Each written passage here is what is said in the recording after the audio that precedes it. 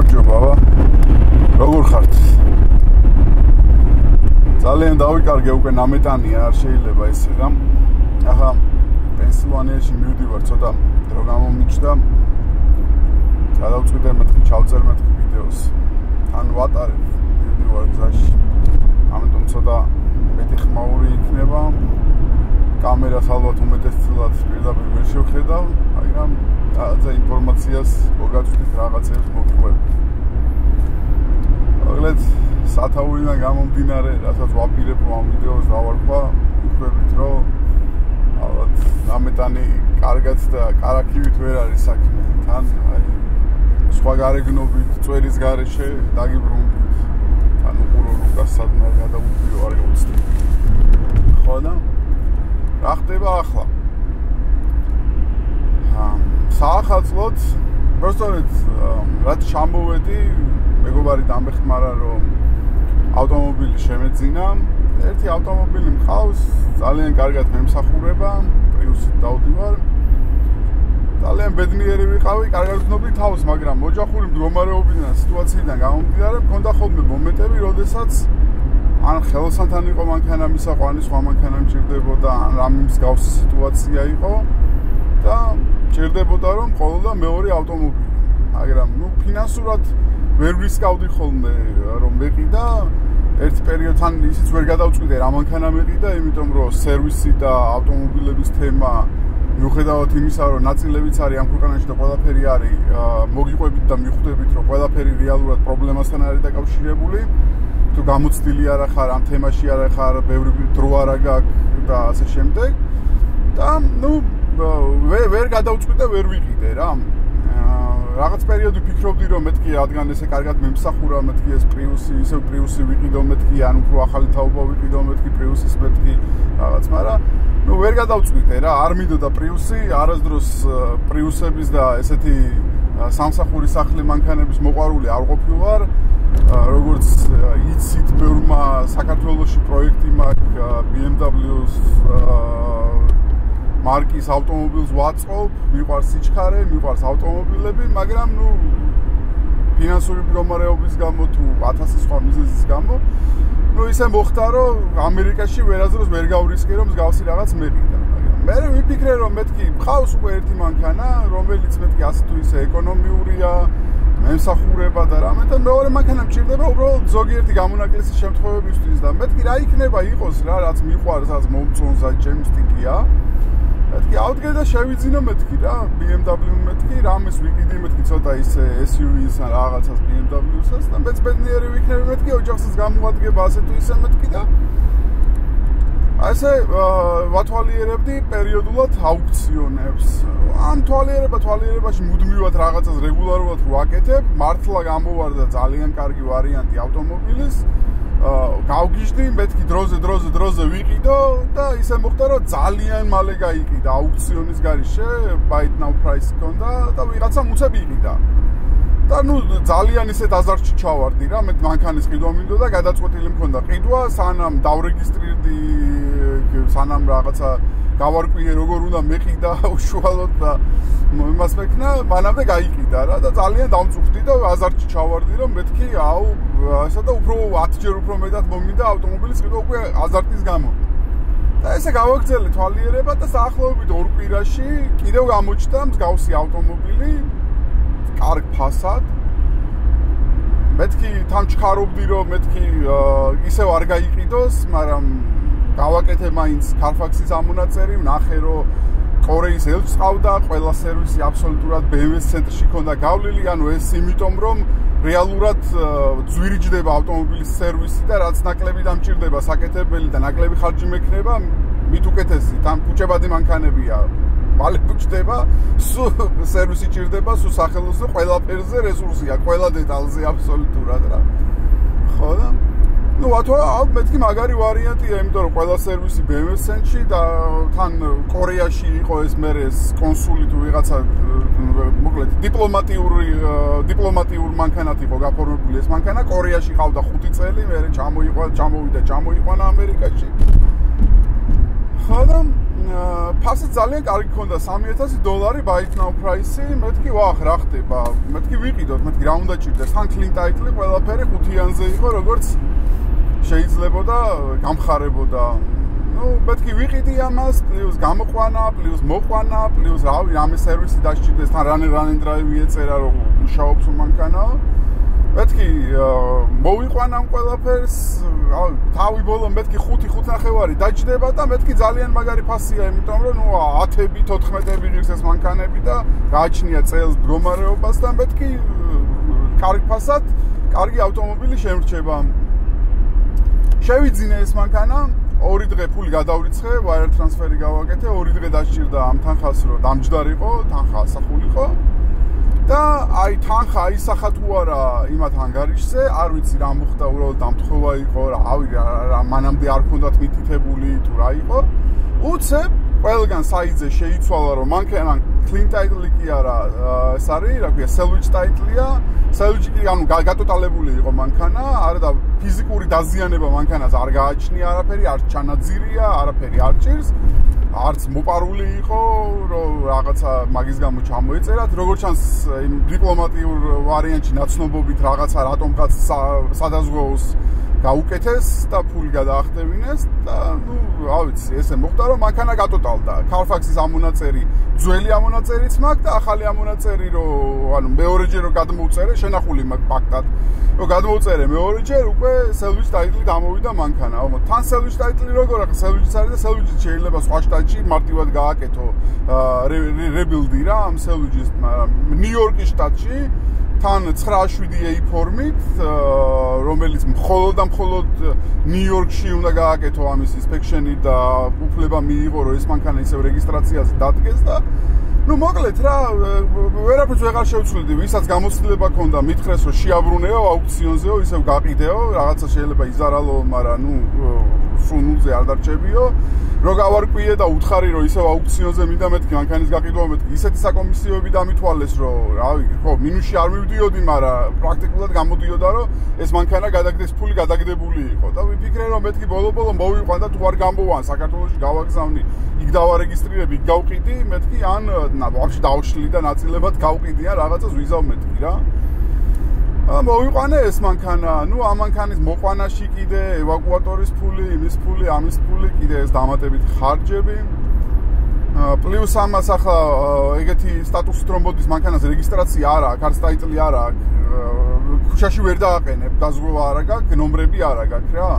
კერძო ტერიტორიაზე უნდა გეყენოს. კერძო ტერიტორია როგორ უნდა იქირავო, ხო? თან მანქანას რაღაც სერვისი სჭირდება ამ ნაქირავებ ტერიტორიაზე, შენ გინდა რომ პარალელურად მიხვიდე, დრო გაატარო მანქანასთან, ნახო, შეაკეთო, დაშალო, რავი, რაღაც უჩხიკინო რა. მაგრამ ამის უფლებას არავინ არ გაძლევს, გარაჟს მოგაქირავებენ, დრაივეიზე რაღაცა პარკირების ადგილს მოგაქირავებენ, თან ღირს ძალიან ძვირი, $250-დან იწყება პარკირების პასი, აი დრაივეიზე ქუჩაში რო პროსა დაგაყენებინონ მანქანა და თან უფლებას არ გაძლევენ, რომ მიხვიდე და რაღაცა იჩალიჭო. დაშალო ან რამე გააკეთო რა. ხო და ერთი თვე ვიქირავე, მეყენა, მაშინ ჩამოინგრა ცა, მაშინ დაიწყო ყინვები, თოვლი, ყველაფერი, საახალწლოდ მქონდა რა, მეთქი საახალწლოდ ახალი მანქანა მეყოლება და მაშინ ყველაფერი ჩემს საწინააღმდეგო ჩემოტრიალდა და აი ესე წვალებით ვერაფერი ვერ უქენი ამ მანქანას. ჩემით რაც შემეძლოს, სადაც დავაყენე, იქ მომწეს უფლება კვირაში ერთხელ შაბათს ან კვირას მივდიოდი ხოლმე, რაღაცებს უკეთებდი, მაგრამ დიდი ვერაფერი გაკეთება ვერ შევძელია ხან მანქანას და ამ წე არ მქონდა, არაფერი არ მქონდა და რეალურად რაღაცა პრობლემები აღმოაჩნდა მანქანას რა.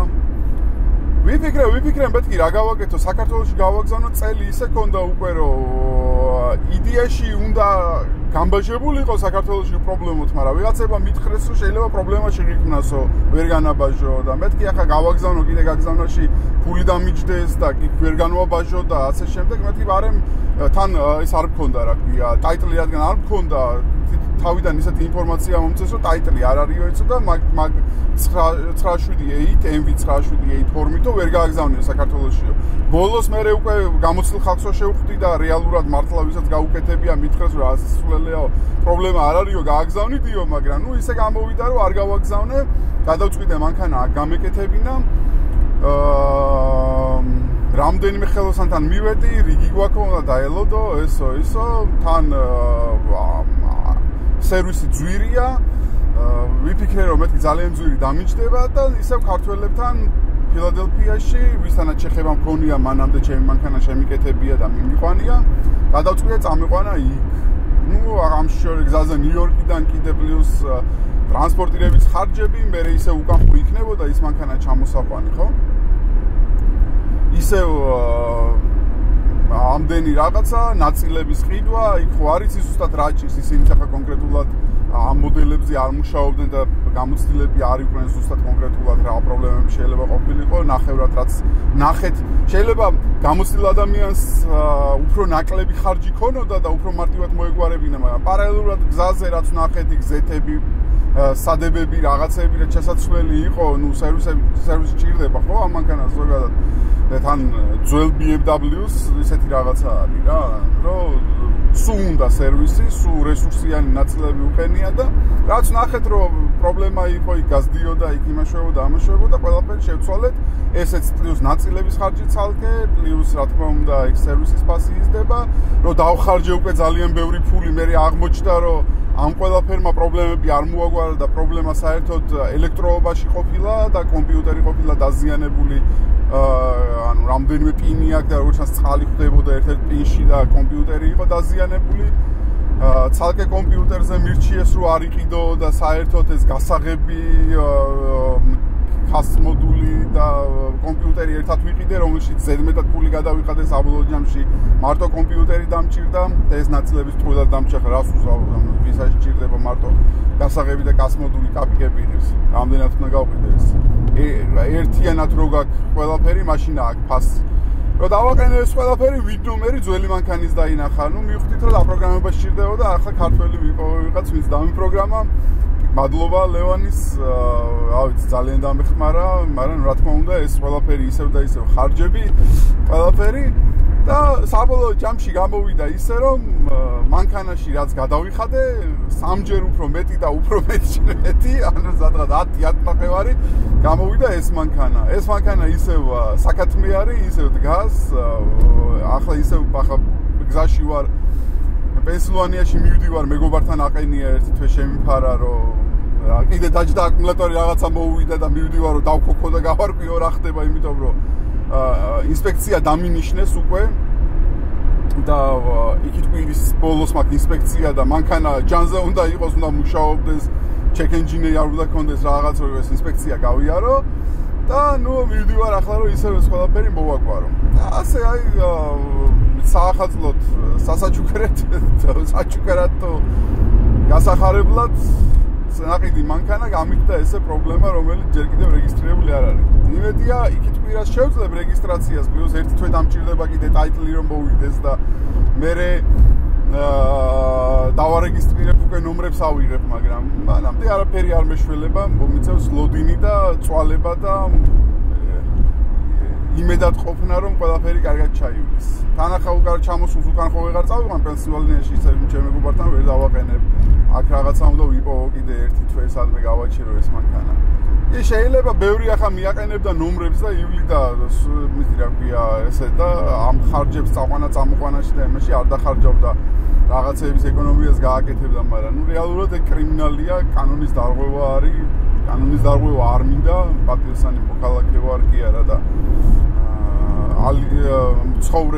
მუდმივი მცხოვრები ამერიკაში ჯერჯერობით არ ვარ მოქალაქე და არ მინდა კანონის დარღვევა, არ ურისკავ ესეთ რაღაცებს, თან ნახევრად სახელმწიფო სამსახურში მუშაობ და ვერიდები ესეთ ყველაფერს და მოკლედ ძალიან გავწამდი. რეალურად სიტუაცია ისე არის, რომ გივიძგებს, რომ ან დანებდე, ან ძალიან ბევრი ხარჯი გქონდეს, ან დაარღვიო კანონი რა, საბოლოო ჯამში ეგრე გამოდის და ძალიან უკმაყოფილო ვიყავი ამ ყველაფერს. აი ადრე სხვა ვიდეოებში მიხსენებია და მithქვამს, რომ ამერიკაში ისევ და ისევ ყველაფერი კარგად არის, სანამ ყველაფერი კარგად არის. ცოტა უცნაურად და სულელურად ჟღერს, მაგრამ ეგრეა, პრობლემები რო დაიწყება, პრობლემები ერთმანეთზე ეწყობა, ემატება, ისეთი სურპრიზები გამოვარდება. მაგალითად ამ ყინვების დროს, სანამ გაწამაციაში ვიყავი, მეორე მანქანაზეც მეუღლეს ინციდენტი მოუვიდა, მოყინული იყო, აღარ ჩანს გამორჩათ იმ ადგილას არ დაყარეს მარილი, ბლექაისი იყო, ვერ გააჩერა მანქანა, ინციდენტი მოუვიდა, ისევ ქართველი იყო და ქართველს დაეჯახა, ის ბიჭი ტაქსაობდა, გზავრი ეჯდა, რუსი გაამერიკელებული, იმან აიღო, დაარეკა, დაარეპორტა, ვითომ ელემენტარული მარტივი შეჯახება იყო, დიდი არაფერი დაზიანება არ ქონია არც ავტომობილებს და არაფერი ესეთი არ ყოფილა სერიოზული, მაგრამ აქ აფერისტობა და სქემერობა მოსულა, დაიწყო კოჭლობა, პოლიცია გამოიძახა, სასტრაფო გამოიძახა, უიო დავზარალ წელი მткиვა, ესე კოჭლობით გავა პოლიციას მოკლედ. და ყველაზე საშინელი მომენტი რა, მინუს რაღაცა -16 თუ რაღაცა გრადუსი იყო მაგ მომენტში, მანქანა ჩაქვრა ავარიის დროს აღარ იქოქებოდა, ეს ხალი არ გვიშვებდა, რომ რა ვიცი, ან ბავშვი მიყავდა სკოლაში მეუღლეს და ესე არ ეცვა რა, ძალიან თბილად მანქანიდან მისულიყო, მოსულიყო და ვიყინებოდით მანქანა არ იქოქებოდა, ეს არ გვიშვებდა, არ წახვიდეთო, კანონის დარღვევა არ შეიძლება იმის მიტოვებაო ადგილისო, მეო დავრეკეო, დავარეპორტეო, მოკლედ თელი ცირკები იყო რა. ხო და მოკლედ პრობლემები არ დამელია, ხარჯი არ დამელია, მაგრამ ეს რა ქვია, პრობლემები რომელიც ფულით გვარდება, ხარჯია, როგორც ამბობენ და რა ვიცი, არაფერი გავსწორდებით წელში. უბრალოდ ბევრი გამოცდილება მივიღე ამ პერიოდში, ბევრი ადამიანი დავინახე, გვერდში დგომა სხვანაირად დავინახე, რეალურად დავინახე და გადავაფასე კიდე ზოგიერთი ადამიანის საქციელი და დამოკიდებულება, როდესაც პრობლემა გაქვს და გვერდში დგომა გჭირდება, ახალი მეგობრები შევიძინე, ახალი ნაცნობობა შევიძინე და იმედია ესეთი პრობლემა აღარ მექნება, მაგრამ შემდეგში მსგავსი პრობლემა თუ შემექმნა მე ან რომელიმე ჩემ ახლობელს, შემიძლია კონსულტაცია გაუწიო, შემიძლია რეალურად დავაკვალიანო და ურჩიო, ვისთან მივიდეს, სად მივიდეს, რატომ მივიდეს, რითი დაიწყოს ეს პრობლემის მოგვარება და ასე შემდეგ და იქ კიდე ვიღაცეები რო წერდნენ რომ შეუძლებელია ამ მანქანას ვერ დაარეგისტრირებო, აი იქით კვირის ბოლოს კიდევ გავაკეთებ ერთ ვიდეოს, მიუძღვნი ამ ხალხს და რა ვიცი, ვანახებ რომ მე ძალიან სერიოზულად ვარ განწყობილი და ვანახებ რომ რეალურად შევძელი ეს ყველაფერი. ეს არის და ეს. აი წამოსვლისას კიდევ პროფესიული დღიურებისთვის ალბათ ერთ ვიდეოს გადავიღებ საღამოთი, რომ მექნება რომ წამოვალ. ხო და ესე, მოკლედ კანონი ესე არის. თუ მანქანა შეიძინე, რომელიც დაზიანებულია, გადოტალებულია, სელვის დაითლია, იმის რებილდი უნდა გააკეთო, რომ უფლება მოგცენ, რომ დაარეგისტრირო და იარო გზაზე. სანამ ამას არ გააკეთებ, რეალურად უფლება არ აქვს, რომ ლეგალურად ქუჩაში დააპარკინგო, public parking-ზე და ასე შემდეგ. და სერიოზული პრობლემები იქნება, თუ მზად არ ხართ, რომ ესეთი რამე გააკეთოთ, თუ პარკირების ადგილი არ გაქვთ და ასე შემდეგ, სიცოცხლე გაგიმწარდებათ, არ გირჩევთ ამის გაკეთებას. მე უბრალოდ ეგრე მომივიდა, არა იმიტომ, რომ ვიცოდი, რომ ესე გზა უნდა გამევლო, იმიტომ მომივიდა, რომ გამიარა, რომ იმიტომ მომივიდა, რომ რეალურად მე არ ვაპირებდი ამის გავლას, კლინტაილად ვყიდულობდი, რეალურად შემომტენეს თუ რა მოხდა ვერ გავიგე. თან ყველაზე მეტი ნერვიულობა იმან დამიმატა, რომ parts only-ო ეს დაეწერა რა. იმაზე რა ქვია, იმ საიტზე, რომლის დახმარებითაც ვიყიდე, რაღაცა ავტომობილ მასტერით რაღაცა არის კიდე სადილერო კომპანია, რომელიც მეშვეობითაც უშუალოდ შევიძინე ეს ავტომობილი, რომელიც კოპარტზე გეხმარება, რომ იყიდო ავტომობილები კოპარტის აუქციონზე. და იქ საერთოდ როგორც მხოლოდ ნაწილებისთვის გამოსაყენებელი მანქანა ისე დაეწერა. რეალურად თითქოს ესეთი ვარიანტი იყო, რომ საერთოდ რეგისტრაციაში ვერ შევძლებდი და მე რო დავრეკე უკვე DMV-ში და ველაპარაკე, რა ვინ ნომერი რო უთხარი, შეიძლება აღდგენასო, საბუთები გავაგზავნე, კომისია დამინიშნეს და იმედია იქით კვირაში რამე სურპრიზი არ დამხვდება და ეს დახარჯული ფული და შეკეთებული, გამზადებული მანქანა რო რეგისტრაცია გაიაროს, ნაწილებად არ შემრჩება. იმედია, ხო და ეგ არის და ეგ ხარჯები ხო კომისიისთვის და იმისთვის ცალკე გადასახდელია $200 პლუს sales tax უნდა გადაიხადო, სანამ იქამდე მიხვალ და ასე შემდეგ. არის შანსი, რომ მოგცენ იმ მანქანით გადაადგილების უფლება კომისიაზე მისასვლელად, მაგრამ დაზღვევა უნდა გქონდეს, ინსპექშენი უნდა გქონდეს და პლუს იგივე გიჯდება რაც რეალურად ევაკუატორზე დადო მიიტანო რა. შეგიძლია იქირაო მისაბმელი, ეგრეთ სადო, მაგრამ მე გამოცდილება არ მქონია. რეალურად იგივე ფასი მიჯდება, რაც ყომ რო გამიკეთოს იგივე სერვისი და ამიტომ ზედმეტი თავის ტკივილს და კიდევ სურპრიზებს და გაუთვალისწინებელ რაღაცებს მირჩევნია, რომ ისევ და ისევ სხვა გამოცდილმა ადამიანმა გააკეთოს ეს ყველაფერი. ხო. კიდე რა შეიძლება რომ გითხრათ? მოერიდეთ კოპარტს და აუცილებლად რა ვიცი, არასდროს ჩემით არ მიქნია ეგეთი რაღაც. ალბათ პირველად რაღაცას ყოველთვის აკეთებ, შეიძლება შეცდომაც დაუშვა, შეიძლება, მაგრამ საბოლოო ჯამში გამოსვლებას იღებ და რაც არ კლავს გაძლიერებს. ხო. ნუ შემდეგზე უკვე მეწოდინება, რომ არ უნდა ვენდო ესეთ რაღაცებს, ან თუ წავალ ეს რაღაცაზე რომ ვიყიდო და მენდომება რომ აქ დავარეგისტრირებ მანქანა, გეგმაში მექნება, რომ შეიძლება უცებ ისეთ სიტუაციაში აღმოჩნდე, რომ ისევ რაღაცა შეიცვალოს.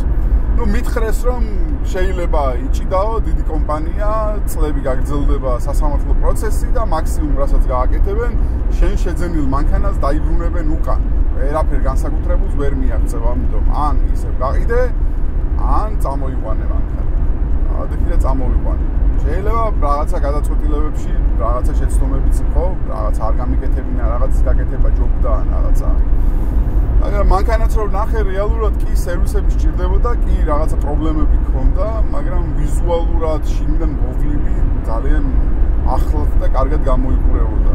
სამწუხაროდ ამ შეკეთების დროს და აქეთ კითხების დროს და რაღაცა დამატებით დაზიანებები გარედან ვიზუალურად რაღაცები მიიღო, მაგრამ არაფერი სერიოზული ყვა ისეთი, რასაც არ ეშველება. უბრალოდ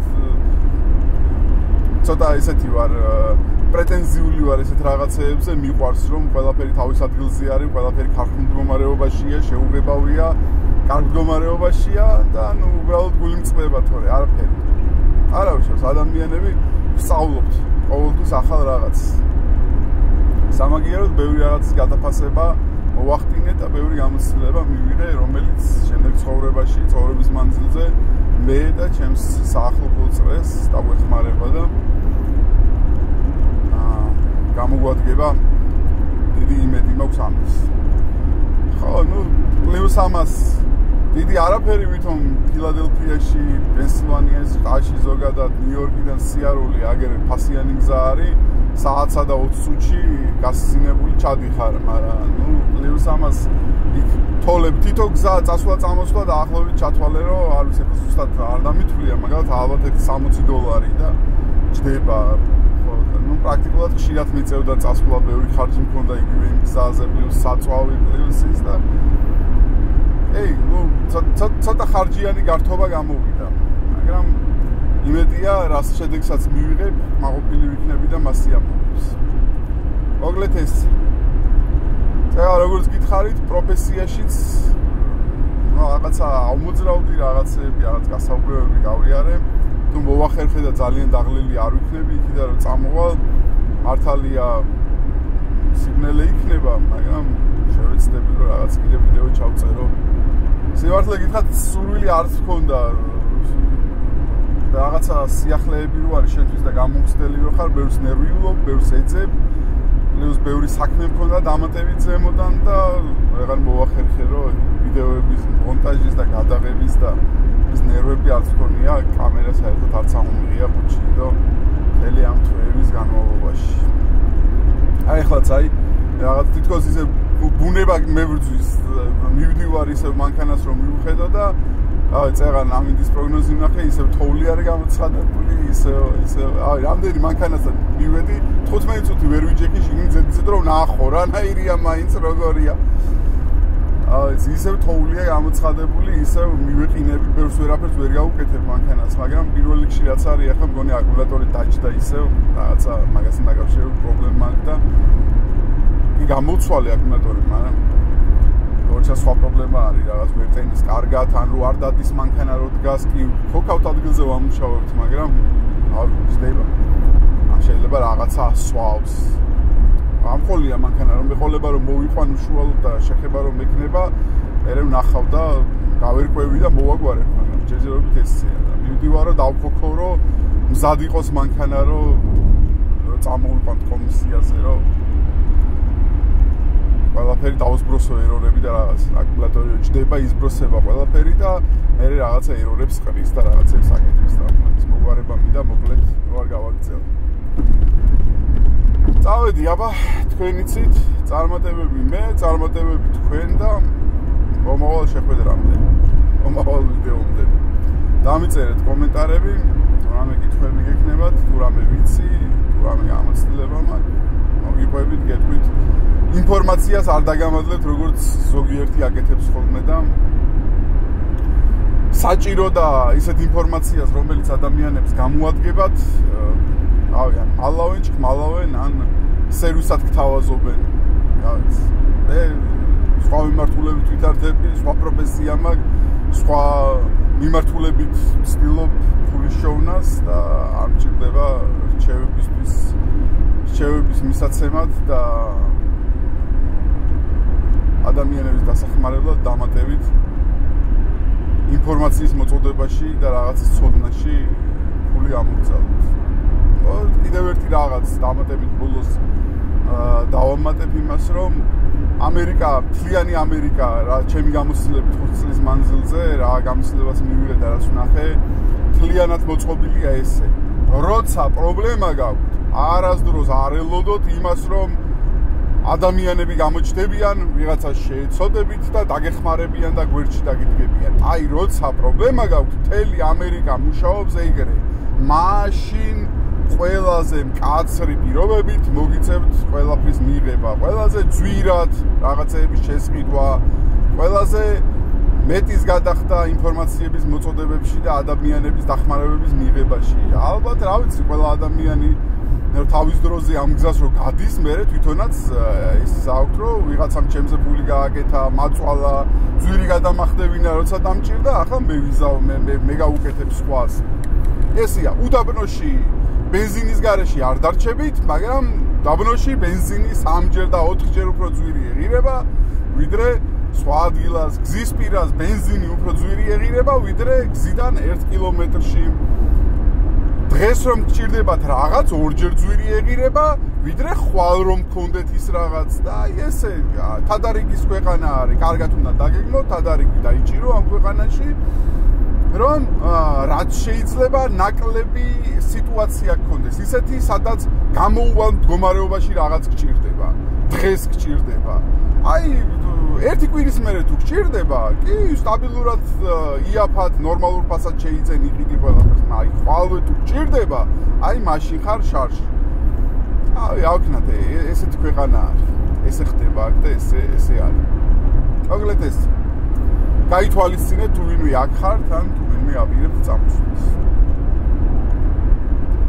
ესეც ეს დავამთავროთ გონი დროა ნამეტანი გაიწელა.